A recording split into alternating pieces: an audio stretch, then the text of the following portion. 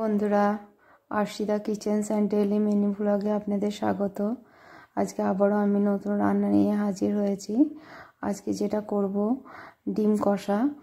তো এই ডিম কষার জন্য আমি ডিমগুলোকে ভালো করে সেদ্ধ করে নিয়েছি এবং ডিমগুলোতে যাতে মশলা ঢোকে তার জন্য ডিমের চারিদিকে আমি ছুরির সাহায্যে একটু করে চিড়ে দিয়েছি এবং তার সাথে লবণ আর হলুদ মাখিয়ে নিচ্ছি ভালো করে। দেখুন আমি ভালো করে মাখিয়ে নিচ্ছি। এভাবে মাখানো হয়ে গেলে পরে কিছুক্ষণ রেখে দিচ্ছি।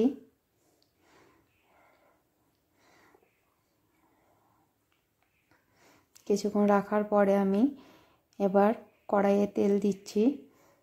এখানে আমি সরষের তেল ব্যবহার করছি। তো সরষের তেলটা আমি দিচ্ছি, ওই তেলেই আমি রান্নাটা করব। তো সরষের তেল এখানে আমি দিচ্ছি। এরপরে ডিমগুলোকে একটা একটা করে আমি ছেড়ে দিচ্ছি।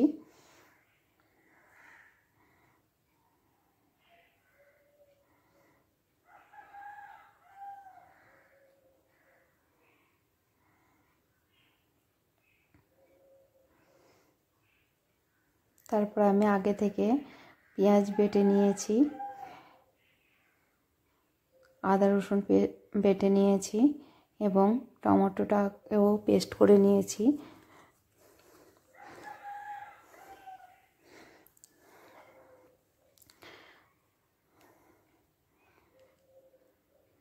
এখানে পেঁয়াজ যখন বেটেছি তখন এর সাথে আমি কাঁচা লঙ্কাটাকেও পেস্ট করে নিয়েছি।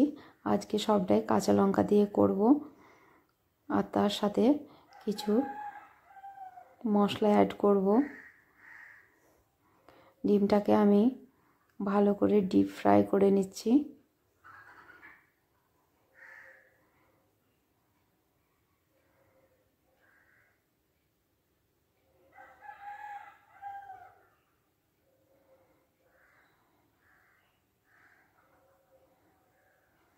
দেখুন আমার ডিমগুলো ভাজা হয়ে গেছে।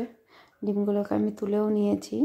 এরপরে এই তেলেই আবার আমি প্রথমে আজকে আমি আদা রসুনটা আগে দেব।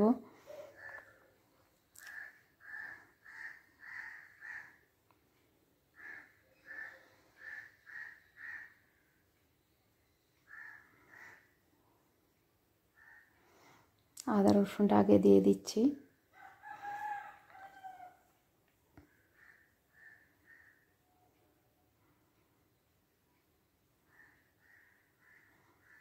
যাতে না ফোটে তার জন্য একটু লবণ এখানে আমি ব্যবহার করলাম।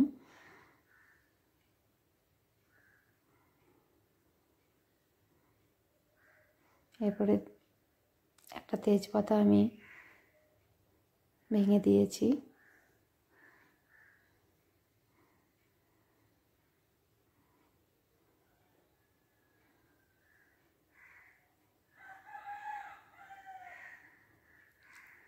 এরপরে কাঁচা লঙ্কা আর পেঁয়াজের পেস্ট আমি এখানে দিয়ে দিলাম।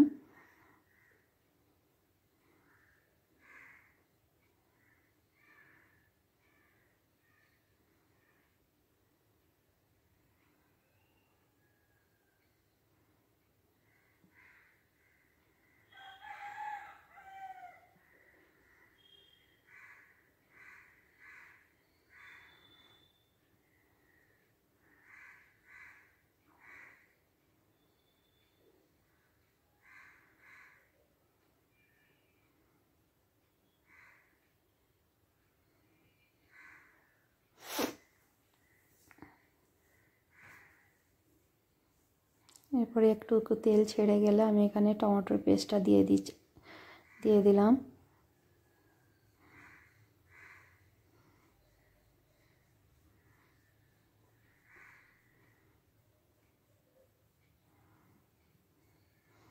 আবার আমি ভালোভাবে নাড়তে থাকবো।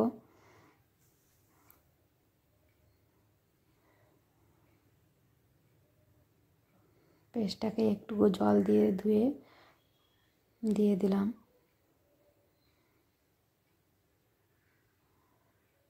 এরপর আমি এখানে কাশ্মীরি লঙ্কা ব্যবহার করছি। তারপরে একটু হলুদ ব্যবহার করছি।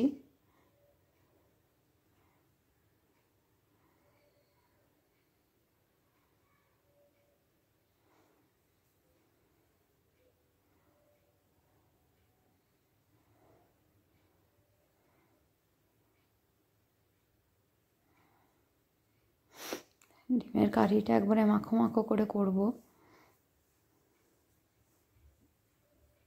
এরপরে একটু ধনে গুঁড়ো, একটু জিরে গুঁড়ো এখানে দিয়ে দিলাম।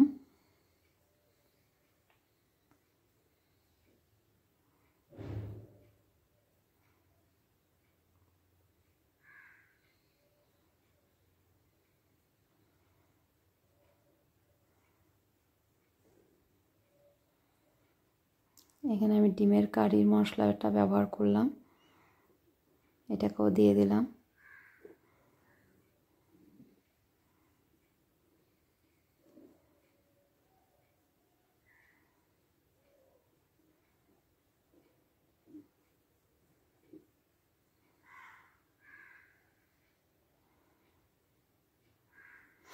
এরপরে একটু জল দিয়ে দিলাম।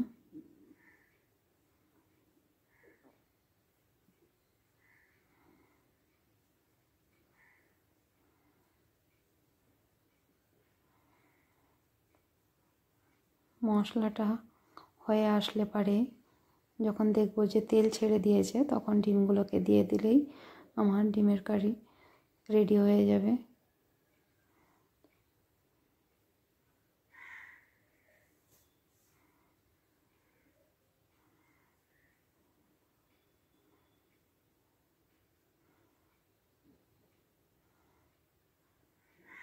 এরপর আমি ডিমগুলোকে দিয়ে দিচ্ছি। এখন সব মশলা কিন্তু গায়ে গায়ে লেগে যাবে।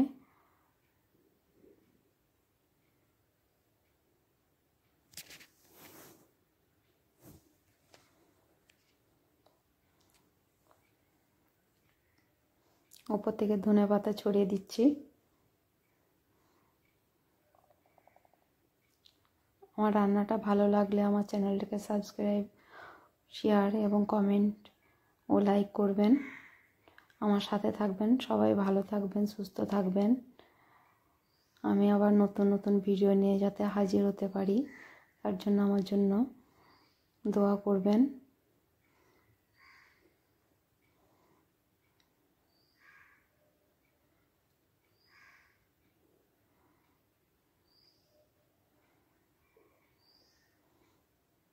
দেখুন মশলাগুলো লেগে যাচ্ছে ডিমের সাথে।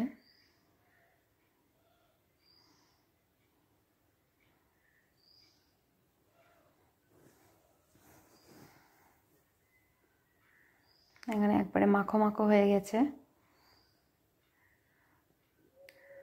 এটাকে আমি ডিম কষা বা ডিমের কারি বলছি, আপনারা কি বলেন সেটা কমেন্ট বক্সে অবশ্যই লিখবেন এবং আমাকে জানাবেন।